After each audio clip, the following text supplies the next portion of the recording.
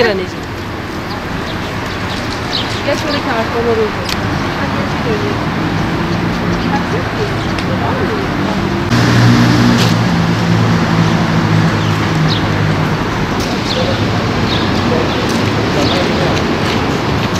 Ya bir seneden beri çalışmalarımız devam ediyor. Derslere tüm yoğunluğumuzla çalıştık, hazırlandık. Şimdi gelip sınava giriyoruz. İnşallah hayırlısı iyi bir puan alıp güzel yerlere atanmak istiyoruz. Derece yapmak hayalim. İnşallah bu sene de derece yapmayı planlıyorum. Tabii ki en büyük hedefimiz güzel bir yerde göreve başlayıp bir meslek sahibi olmak. Herkesin gayesi de budur. Çünkü buraya giren herkesin de tek düşüncesi bu. Bir yerlere atanmak, bir yerlerde güzel kendine yer bulmak. Çalışsınlar bol bol.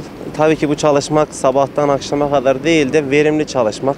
Günün 12 saati çalışmak yerine günün belirli saatlerinde planlı çalışmak daha iyi gelecektir.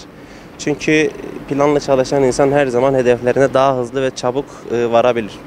Evet, bugün 4 yıldan beri okuduğu üniversitenin sonucu olaraktan KPSS sınavlarına getirdik. Vallahi inşallah kısmet olursa hayırlısıyla beklediği bölümü puanını alıp yerleşmesini istiyoruz. İçimizden gelen yani duygu ve dileklerimiz budur. Vallahi genelde sürekli oradan takip ettik yani yardımcı olmaya çalıştık. İşte başarılı olması için gereken tüm bölümleri, dershanesidir, okuludur, elimizden gelene yardımcı olmaya çalıştık yani. Eşim için buradayım. O KPSS'ye girecek. İnşallah bütün herkesin sınavı başarılı geçer. Tüm öğrencilere, girecek olan herkese başarılar diliyorum. İnşallah çok güzel neticeler alırlar.